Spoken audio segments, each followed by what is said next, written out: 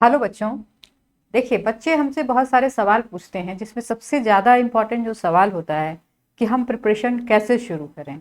जो बिल्कुल शुरुआत से चाहते हैं कि हम प्रिपरेशन करें, तो स्टार्ट कैसे करें, एक बहुत बड़ा सवाल होता है। क्योंकि हमारी पहली अगर सीढ़ी सही होती है तो हम सही जगह पहुंचेंगे। अगर पहले सीढ़ी ही गड़बड़ हो गई तो हमारे पास चांसेस बहुत कम हो जाते हैं कि हम सही जगह पहुंचे और मुकाम हासिल करें। तो देखिए, पहले बात तो सिविल सर्वेंट जो है, हर युवा वर्ग की एक चाहत होती है। सिविल सर्विसेज जो है एक मतलब अट्रैक्ट करता है। क्यों? क्यों? क्योंकि इसमें पावर है, पोजीशन है। आप जो है यहाँ से रह के सोसाइटी के लिए बड़े स्तर पर आप काम कर सकते हैं, वर्क कर सकते हैं। इसीलिए इसके देखिए सिविल सर्विसेज लगा हुआ है कि हम जो है सेवा देते हैं। तो आपने देखा होगा कि इसको समझने का पहले प्रयास कीजिए कि सिविल, यहाँ पे एक सेना होती है, दूसरा सिविल होता है। जो जनरल नागरिक होते हैं उनके लिए जितनी योजनाएं चल रही है सरकार की, जितने सरकार ने लक्ष्य निर्धारित किए हैं, जितने सरकार को अभी मान लीजिए डेवलपमेंट का लक्ष्य है 2047 तक, तो हम जो है कैसे उसको लक्ष्य को हासिल करेंगे। तो यहाँ पर जो है सिविल सर्विस का बहुत ज़्यादा महत्वपूर्ण रोल हो जाता है। जैसे आपने एक नाम सुना है गवर्नमेंट। एक होती है गवर्नेंट और दूसरी होती है गवर्नेंस। गवर्नेंस क्या है?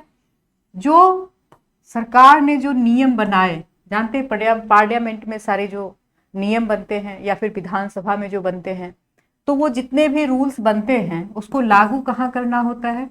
तो गवर्नेंस के द्वारा। और यहाँ पे जो महत्वपूर्ण कड़ी होती है ये प्रशासनिक पदाधिकारी होते हैं। तो ये जो है बहुत ज़्यादा एक भूमिका अदा करती है कि प्रशासन में कि कैसे कार्य होगा। और अगर गवर्नेंस हमारी सही है तो योजनाओं का सही से हम वितरण कर पाते हैं और उसका लाभ जो है सही लोगों तक पहुंच पाता है। तो देखेंगे कि एक महत्वपूर्ण भूमिका है। लेकिन दिक्कत कहाँ हो जाती है कि जो लोग यहाँ पे, कुछ तरह के लोग हैं जो सच में उनके अंदर आकांक्षा होती है कि हाँ, सर्वेंट है, सिविल सर्वेंट है हम, तो हम जाके काम को करें और प्रभावशाली तरीके से सारे योजनाओं को हम लागू करवाएं, और ये काम करते हैं। कुछ लोगों के मन में होता है कि जो है हमको जो है मतलब यहाँ पे, एक मैं इसलिए ऐसा कह रही हूँ कि आपको अगर सच में पावर अट्रैक्ट करता है तो आप जो है इसमें आइए। जो आपको लगे कि हाँ, पावरफुल तरीके से हम यहाँ पे काम कर सकते हैं, तो पोजीशन के द्वारा आप सरकार में बहुत बना सकते हैं। तो ये सपना होता है और होना भी चाहिए, क्योंकि one of the most prestigious job है, सर्विस सर्विस है ये सरकार की। तब हम देखते हैं कि जब तैयारी शुरू करें, पहले तो इसको आप समझ लीजिएगा सर्वेंट, सिविल सर्वेंट क्या करते हैं, कैसे काम करते हैं। कुछ लोगों से अगर मौका मिले तो मिलिए उनसे कि कैसे काम होता है यहाँ पे, तो आप समझेंगे उस चीज़ को। तो अब देखिए, हम इसका प्रिपरेशन जब शुरू करते हैं, हम जब देखते हैं यहाँ पे कि कब शुरू करें,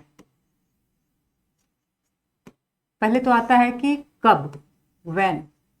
तो सबसे पहले ये जानना होगा आपको कि आपको ये त्रिस्तरीय एग्जामिनेशन, एक्चुअली होता ये दो ही है, प्रीलिम्स है और यहाँ पे मेंस है।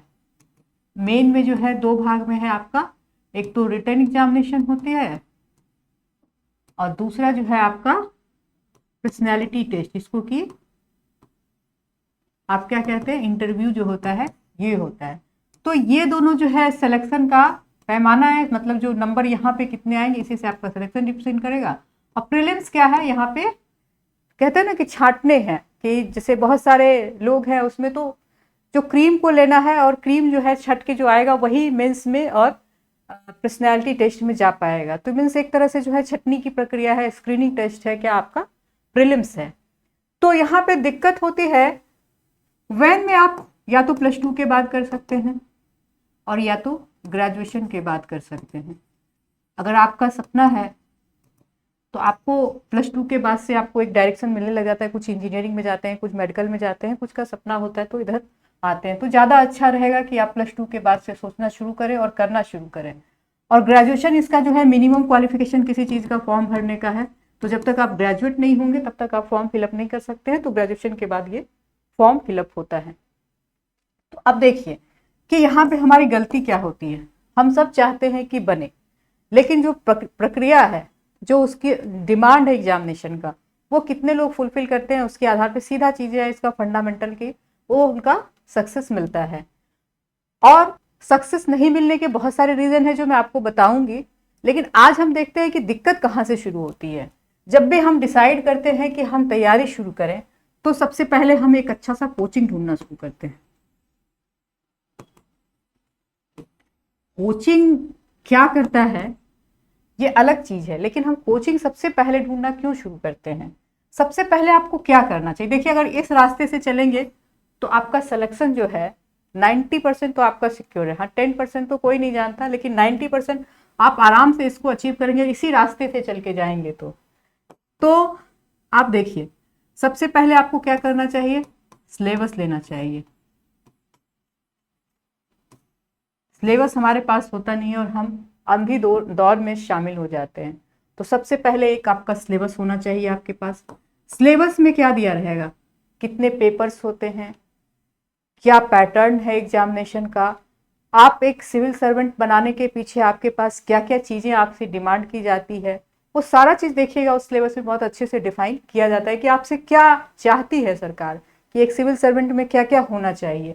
तो उस आधार पे आप सिलेबस को देखेंगे, फिर उसके बाद आपको ये पता चलेगा कि अच्छा कौन कौन पेपर्स है और किस किस पेपर में कितना कितना पोर्शन पूछा जाता है। तो आप ये देखेंगे कि सिलेबस से बाहर कुछ नहीं पूछती है यूपीएससी, कभी भी सिलेबस से बाहर या बीपीएससी नहीं पूछती है। लेकिन हमको क्या पता होता है कि सिलेबस हम जानते ही नहीं है और शुरू कर देते, तो हमको लगता है कि इस साल सिलेबस से बाहर क्वेश्चन आ गया। ऐसा नहीं होता है। अगर आपने कभी गहराई से सिलेबस देखा है तो आप सिलेबस देखिए, और सिलेबस सिर्फ देखिए नहीं, उसको समझिए, समझने का प्रयास कीजिए और चिपका दीजिए अपने रूम में। दूसरा आपके पास क्या होना चाहिए, क्वेश्चन बैंक होनी चाहिए।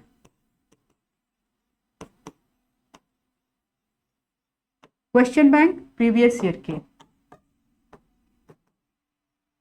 इससे आपको जो है अपनी गहराई पता चलेगी कि अच्छा हमने ग्रेजुएशन कर लिया लेकिन हमारी स्थिति कहाँ है, हम जो है कितने क्वेश्चन को, हम क्वेश्चन को कितना समझ पाते हैं।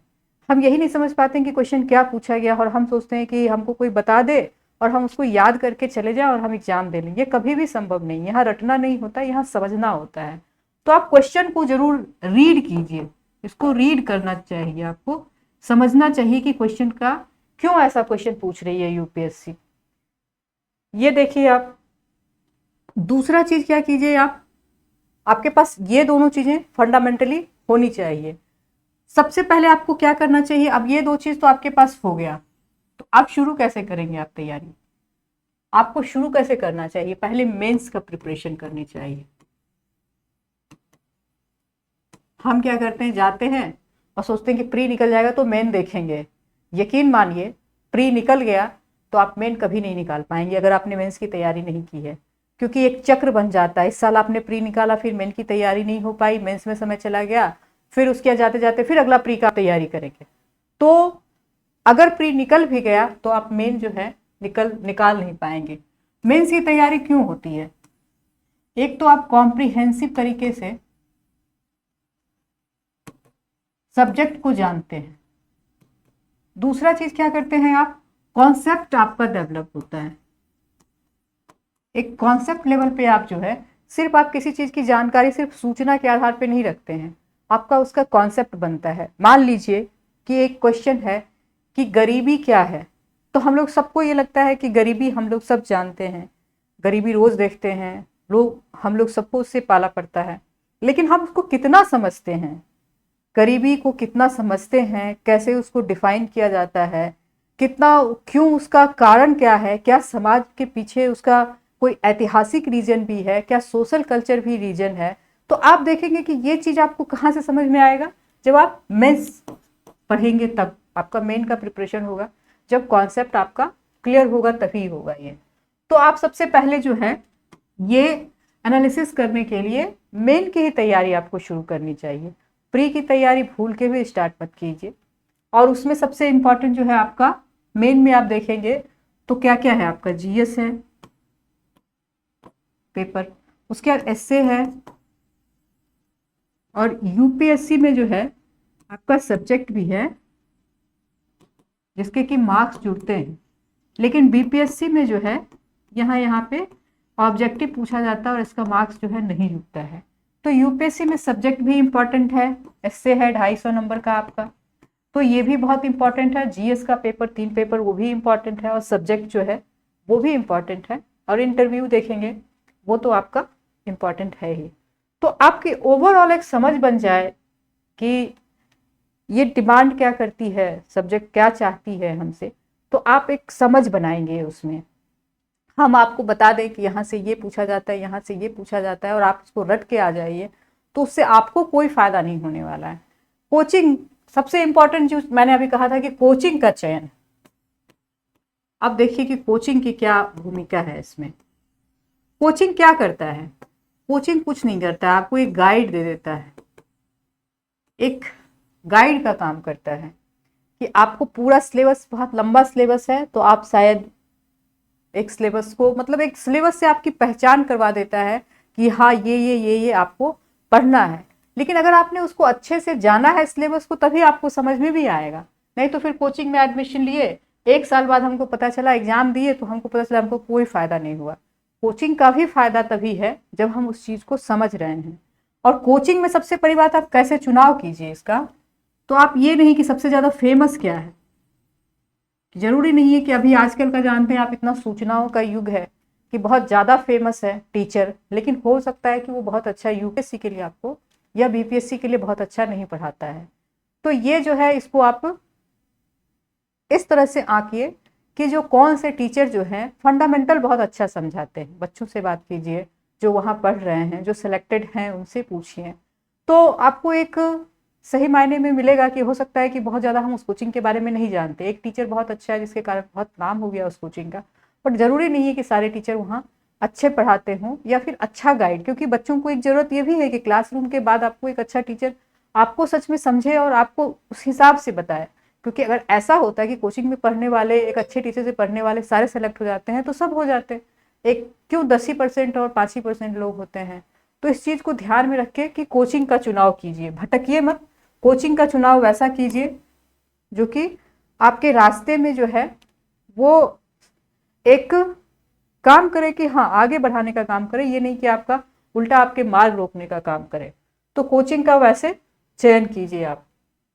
जब आप ये सब कर लेंगे 6 महीने के अंदर, हमको लगता है कि 6 मंथ में आपका हो जाना चाहिए ये, देन उसके बाद आप जो है रिटन प्रैक्टिस शुरू कीजिए।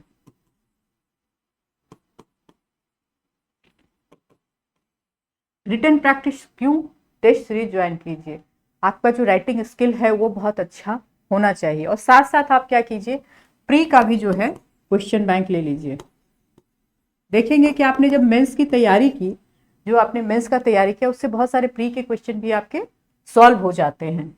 आप फंडामेंटल जो भी है, जो कॉन्सेप्चुअल है, वो यहीं से हो जाएगा। फिर एक अच्छा न्यूज़पेपर एक जरूर रखें, एक अच्छा, ये जरूरी है पढ़ने के लिए। तो इससे क्या होगा, आपका रिटन प्रैक्टिस में भी जब न्यूज़पेपर भी साथ में चलता रहेगा कोचिंग के साथ, तो आप देखेंगे कि एक समझ आपकी बहुत ज़्यादा अच्छी बनेगी और ये काम अच्छे से करेंगे। अब देखते हैं कि हमको क्या क्या पढ़ना है सिलेबस में, जैसे कि बुक्स हमको क्या क्या देखनी है। तो आप शुरुआत कैसे करें? एनसीईआरटी से शुरुआत करें। एनसीईआरटी जो है 6 to 12, खास करके आप देखेंगे हिस्ट्री, ज्योग्राफी,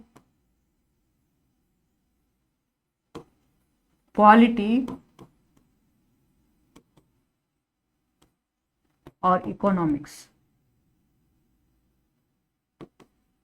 ये जो 4 फंडामेंटल सब्जेक्ट है ना, ये आप देखेंगे कि पूरा जो है आपका 6 से 12 तक। आप देखेंगे इकोनॉमिक्स की बुक तो आपका 9 से शुरू ही होती है, फिर ज्योग्राफी की 6 से शुरू होती है, हिस्ट्री की। लेकिन जो आपका कॉन्सेप्चुअल है, आप देखेंगे कि हिस्ट्री में जो मेन में पोर्शन पूछा जाता है ज़्यादातर आपका किससे पूछा जाता है? मॉडर्न हिस्ट्री से। तो आप उसमें मॉडर्न हिस्ट्री वाले पार्ट को बहुत अच्छे से करें और प्री के हिसाब से बाकी चीज़ों को कर लें। ज्योग्राफी बहुत इंपॉर्टेंट है, ज्योग्राफी एंड इन्वायरमेंट, तो इसका आपका 6 से एकदम बिल्कुल ही करना है।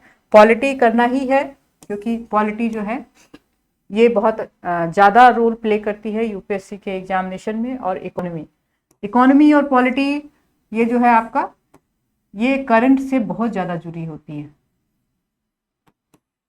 करंट से आप देखेंगे, जैसे मान लीजिए कि अभी जो चल रहा है, हाई कोर्ट के जो डिसीजंस आए हैं, सुप्रीम कोर्ट के जो डिसीजंस आए हैं, तो उससे जोड़ के वो फंडामेंटल क्वेश्चन पूछती है संस्था जो यूपीएससी है। तो इसको करंट से जोड़ के जरूर देखें। और हिस्ट्री जो है, इसमें जो है आपका कुछ कुछ चीज़ें जो इतिहास के वर्तमान में घट रही है उससे रिलेटेड चीज़ें वो पूछ सकती हैं। तब यहाँ पे आता है आपका, जब एनसीईआरटी पढ़ लें तब क्या करें हम। और प्लस जो है आपका शुरुआत करें तो एक न्यूज़पेपर कैसे पढ़ें ये हम बताएंगे आपको अगले क्लास में। तो न्यूज़पेपर में सबसे इम्पॉर्टेंट चीज़ है कि आपकी इंग्लिश मीडियम से कोई फ़र्क बहुत ज़्यादा नहीं पड़ता। मीडियम से फ़र्क ये पड़ जाता है, हिंदी मीडियम, बहुत सारे बच्चे पूछते हैं कि हिंदी मीडियम से सिलेक्शन नहीं होता है। देखिए, इंग्लिश मीडियम ये क्या है, ये आपका जो लैंग्वेज क्या है, आपका संप्रेषण का तरीका होता है।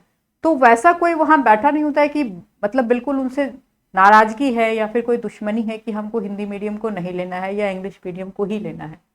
लेकिन होता क्या है कि जो हिंदी मीडियम के जो आपके, एक तो हमारी स्कूलिंग जो होती है वो हमारे फंडामेंटल पे बहुत ज़्यादा ध्यान नहीं देते हैं।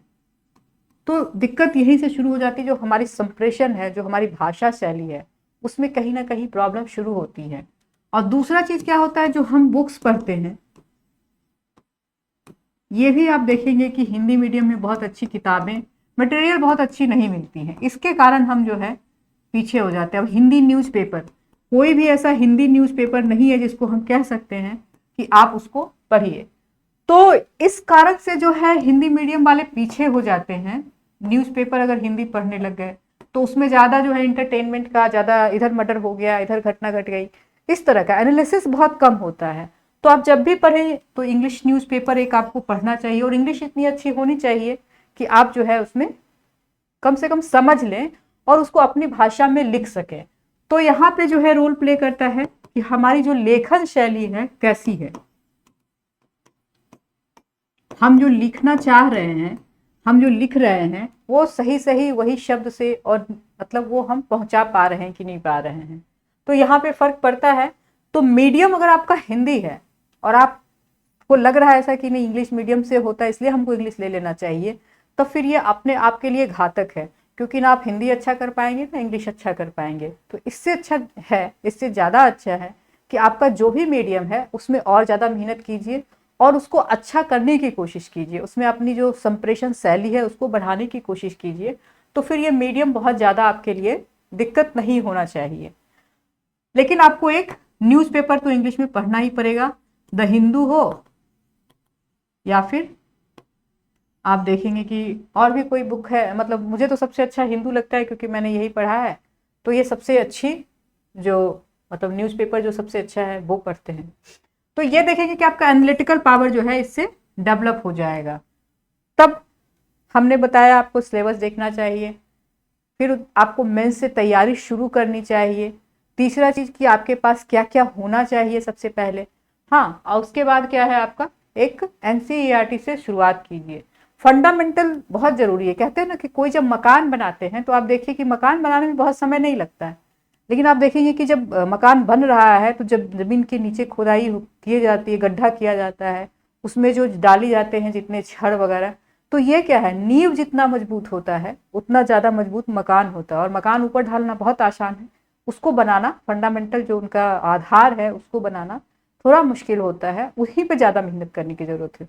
और हम हमेशा चाहते हैं शॉर्टकट, मतलब हमेशा शॉर्ट, मतलब चाहते हैं कि रास्ता बहुत छोटा हो, कोई बताए और हम कंप्लीट कर जाएं। यकीन मानिए ऐसा कोई रास्ता नहीं है, आपको खुद करना पड़ेगा, आपको खुद गुजरना पड़ेगा। और आप जब तक नहीं करेंगे, कोई भी आपको कह रहा है कि नहीं हम सिलेक्शन करवा देंगे, कोई किसी का सिलेक्शन नहीं करवा सकता है। सिलेक्शन आप खुद लेते हैं, सिलेक्शन के लिए खुद पढ़ना पड़ता है और सही रास्ते पर चलना पड़ता है, सही चीज़ें जाननी होती हैं। तो जब आप एनसीईआरटी पढ़ेंगे तो सारे सब्जेक्ट से जुड़े हुए आप देखेंगे कि हिस्ट्री के बुक्स हैं, पॉलिटी के हैं, कुछ कुछ इसके हैं, क्या बोलते हैं, इकोनॉमिक्स के हैं। तो वो हम आपको बताएंगे, लेकिन पहले जो है इतना शुरुआत आप कीजिए।